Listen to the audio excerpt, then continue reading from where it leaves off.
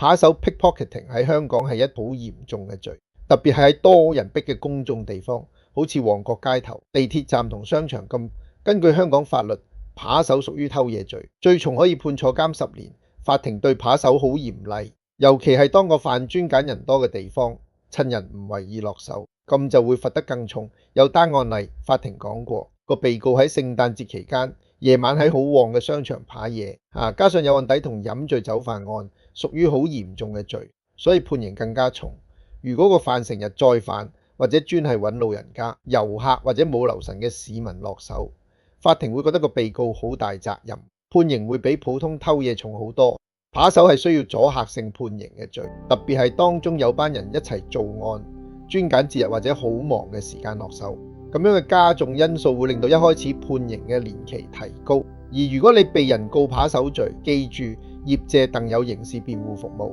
同你分析案情，幫你爭取合理結果。快啲揾我哋，保障你嘅權益。